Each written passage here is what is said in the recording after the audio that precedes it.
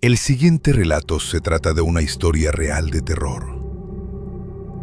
Una familia, una casa antigua y secretos que nunca deberían haber sido descubiertos.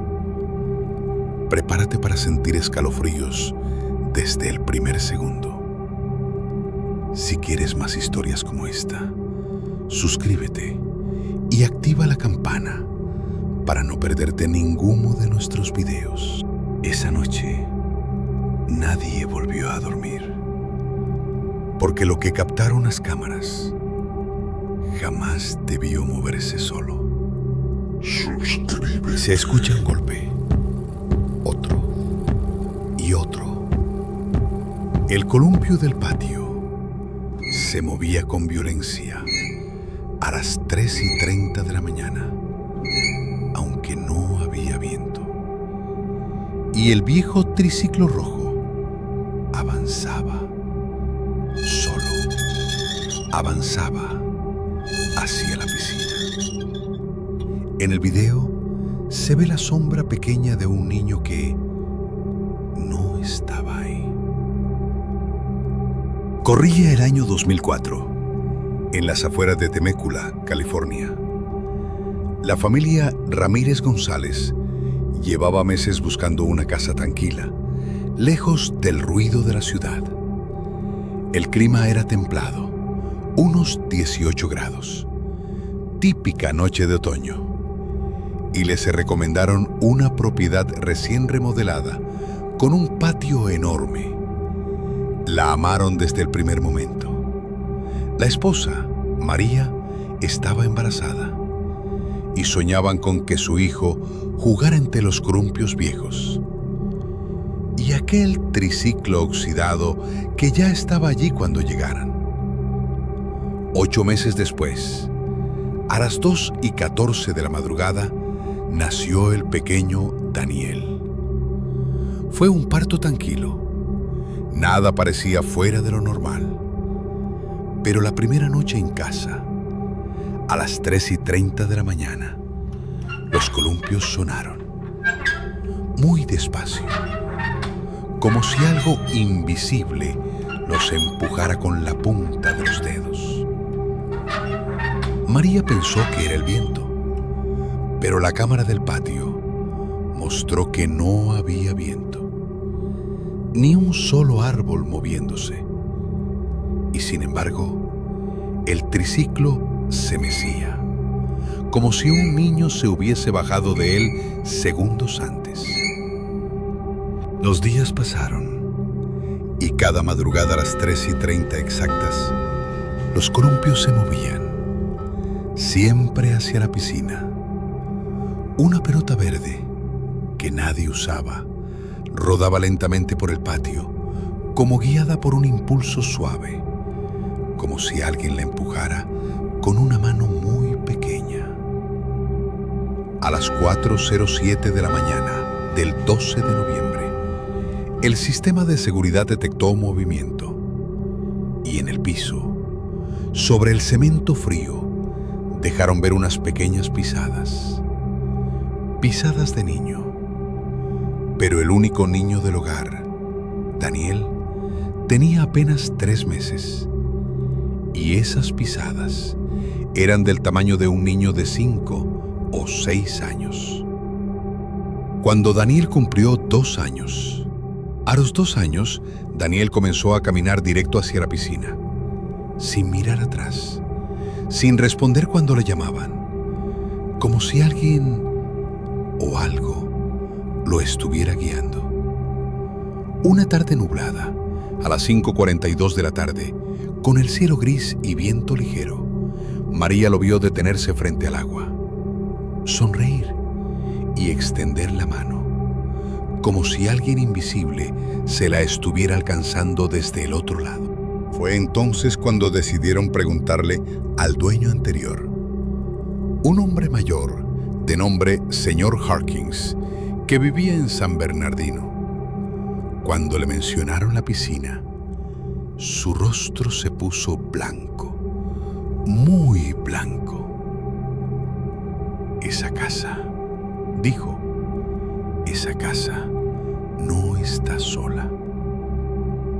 Según él, años atrás, una familia había vivido allí, los Mendoza, y su hijo de 6 años, Evan, se había ahogado en la piscina una tarde de verano. Nadie pudo explicarlo. La familia se mudó pocas semanas después. Los vecinos aseguraron durante años haber escuchado el llanto del niño en las noches y visto el triciclo moverse, aunque nadie viviera ya allí. Manifestaciones nocturnas. En diciembre, a las 3:33 de la mañana, el monitor de bebés registró una sombra. Una figura pequeña, sentada al pie de la cuna. No se movía, no respiraba, solo estaba ahí. Cuando el padre encendió la luz, la silueta desapareció, pero el monitor seguía marcando presencia, peso, como si algo de 6 o 7 kilos siguiera sentado ahí. Una mañana fría, 9 grados Celsius. Daniel se despertó riendo y señaló la esquina del cuarto. «El niño quiere jugar», dijo. María sintió un hielo en la espalda, porque en esa esquina la pelota verde rodó sola hacia ellos. Cuando preguntó: «¿Qué niño, mi amor?», el pequeño respondió sin dudar: «Evan». Llamaron a un sacerdote de Riverside, después a un médium de Los Ángeles, después a una parapsicóloga de Ontario. Todos dijeron lo mismo. La energía del niño sigue atrapada en el patio, en la piscina, en sus juguetes. Uno de ellos incluso dijo: «Él no quiere hacer daño, pero está solo y quiere un amigo». La noche más fría del año, unas 57 de la mañana, nevaba ligeramente, cosa rara en esa zona. Daniel se levantó, caminó por el pasillo. La cámara lo siguió y en la pantalla se ve una mano pequeña tomarlo del brazo. Una mano que no pertenece a ningún ser vivo. El padre alcanzó al niño a centímetros del borde, pero en el agua todos vieron algo. Una silueta pequeña, parada debajo del agua, mirando hacia arriba, como esperando que Daniel cayera. La familia se mudó 2 semanas después. La casa sigue vacía al día de hoy. Los columpios oxidados. El triciclo detenido en el mismo lugar. Vecinos aseguran que a veces, a las 3:30 de la mañana, se escucha la risa de un niño. La pelota moviéndose. Unas pisadas mojadas sobre el cemento. Y si te acercas a la piscina, dicen que puedes escuchar un susurro bajo el agua. ¿Quieres jugar conmigo? El siguiente relato se trata de un niño, una casa y algo que nunca debió estar ahí. Escucha con atención, porque cada sonido puede ser más que imaginación. Suscríbete para más historias que te helarán la sangre. No estás solo. Suscríbete. Había pasado mucho tiempo desde que la familia López Herrera buscaba un lugar lejos del caos de Phoenix, Arizona. Ellos solo querían silencio, un rincón donde empezar de nuevo, sin saber lo que realmente los esperaba. Cuando un agente les habló de una casa recién remodelada en Buckeye, no dudaron en ir. La casa tenía un olor extraño, como a pintura vieja mezclada con humedad antigua. Pero lo que más llamó la atención fue un cuarto pequeño al final del pasillo. En él había un armario azul, grande, muy viejo, clavado al muro como si alguien hubiera querido que jamás volviera a abrirse. La esposa, Julia, embarazada de 6 meses, tocó la manija. Estaba helada, demasiado helada para un día de 38 grados. Aún así, la emoción de un hogar propio fue más fuerte que cualquier señal. Firmaron el contrato esa misma tarde. 3 meses después nació Samuel, a las 3:12 de la mañana. Los primeros días fueron normales, hasta esa noche. Un golpe seco dentro del armario. ¡Pum! Luis abrió la puerta. Miró dentro. Nada. Solo cajas y mantas. Pero cuando quiso retroceder, la puerta del armario se cerró con fuerza, justo detrás de él. ¡Crack! Esa noche, la cámara del pasillo grabó algo inquietante. La puerta del armario azul se abría sola, muy despacio, como si alguien empujara desde dentro. Cuando Samuel cumplió 9 meses, comenzó a señalar el armario. A veces se reía, a veces lloraba sin motivo, y otras se sentaba frente a él, levantando los brazos, como pidiendo que alguien o algo lo cargara. A las 2:44 de la mañana del 17 de septiembre, las cámaras captaron una sombra infantil moviéndose dentro del cuarto. Una figura pequeña, del tamaño de un niño de 5 años. Pero cuando Luis abrió la puerta, el cuarto estaba vacío, excepto por el armario abierto y una pequeña huella dactilar marcada sobre la pintura azul.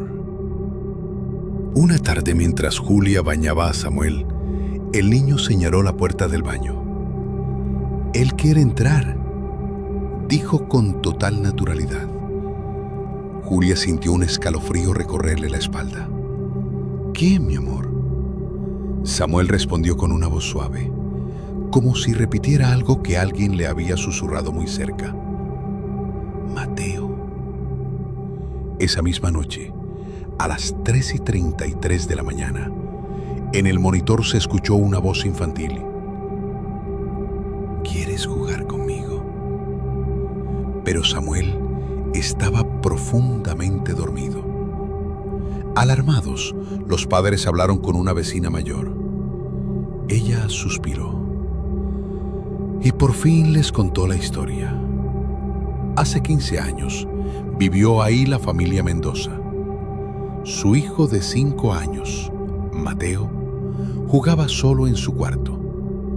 Cuando la madre fue a verlo, el armario azul estaba abierto y el niño había desaparecido. Nunca volvieron a verlo. Nunca.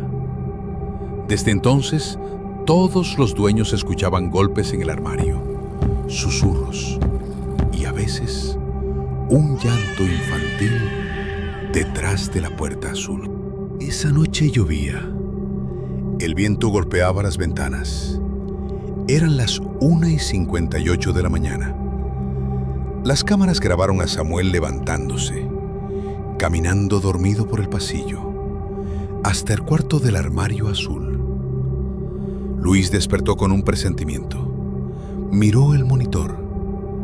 Samuel estaba ahí, de pie frente al armario, sonriendo. La puerta se abrió sola, muy despacio, y dentro, una figura pequeña y oscura extendió una mano delgada, arrugada, como invitándolo a entrar. Luis corrió, gritó, lo agarró antes de que cruzara. Pero antes de cerrar la puerta, vio algo que lo persiguió por años. 2 ojos, brillando desde la oscuridad, fijos, inmóviles, observándolo. y una voz infantil susurró: «Ese es mi lugar». Luis cerró el armario con fuerza, lo clavó, lo selló y se mudaron al día siguiente. La casa sigue vacía. El armario azul permanece sellado. Pero los vecinos dicen que entre las 3 y 4 de la mañana se escucha un rasguño constante dentro del cuarto. Y a veces una voz infantil pregunta: ¿Dónde está Samuel? Bienvenido a Relatos que nadie se atreve a contar. El único canal donde las historias más oscuras salen a la luz. Este es el tercer relato, y lo que estás a punto de escuchar no lo vas a olvidar. Quédate hasta el final y suscríbete si te atreves. Suscríbete. El siguiente relato está basado en hechos que las autoridades nunca pudieron explicar. Una familia, una casa y un niño que comenzó a hablar con alguien que nadie más podía ver. Esto no es una leyenda. Es un caso real que fue ocultado durante años. En el año 2008, la familia Ramírez abandonó la ciudad de Denver, Colorado, buscando una vida más tranquila. Luis Ramírez, su esposa Mariana y su hijo de 3 años, Tomás, se mudaron a una pequeña casa de madera cerca del bosque Black Forest, a las afueras de Colorado Springs. El aire allí era frío, incluso en verano. A las 6 de la tarde la neblina comenzaba a descender lentamente entre los pinos. La casa, recién remodelada, parecía perfecta. Pintura nueva, piso nuevo, silencio absoluto. Pero los vecinos evitaban pasar de noche por ese camino. Decían que en esa propiedad siempre se escuchaban pasos y que nadie se quedaba más de un año. Las primeras semanas fueron tranquilas, pero todo cambió una noche de octubre. Eran las 2:17 de la madrugada. El termómetro marcaba 4 grados. El viento golpeaba las ventanas. Mariana escuchó un golpe seco proveniente del ático. Luis subió con una linterna. Solo encontró polvo, muebles viejos y algo extraño.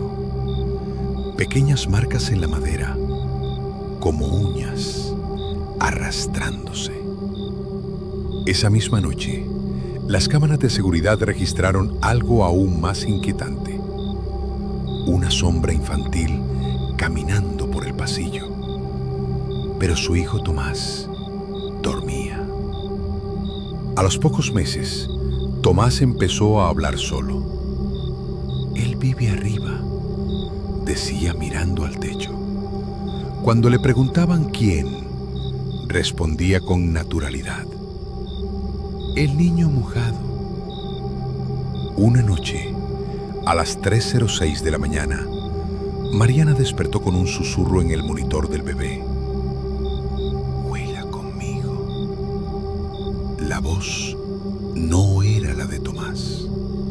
Y cuando entraron a su habitación, encontraron huellas mojadas sobre la alfombra seca, como si pies pequeños y empapados hubieran caminado desde ninguna parte. Investigaron los registros de la propiedad. En 1996, esa casa perteneció a la familia Kowalski. Su hijo Daniel, de 5 años, murió durante una tormenta. Desapareció en el bosque. Su cuerpo fue encontrado días después, dentro de un pozo de agua antiguo, húmedo, frío y cubierto de barro. Los vecinos recordaban que por las noches alguien tocaba las puertas pidiendo ayuda, pero al abrir no había nadie. El 14 de noviembre de 2009 ocurrió el evento más aterrador. A las 2:59 de la mañana, las cámaras grabaron a Tomás caminando sonámbulo hacia el bosque, descalzo, en pijama, niebla espesa. Luis lo encontró de pie frente al antiguo pozo, mirando hacia abajo, sonriendo.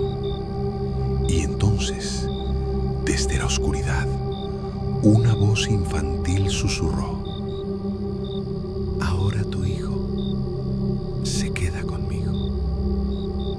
Luis agarró a Tomás y corrió, pero detrás de ellos se escucharon pasos mojados, siguiéndolos. La familia abandonó la casa esa misma semana. No vendieron la propiedad, simplemente huyeron.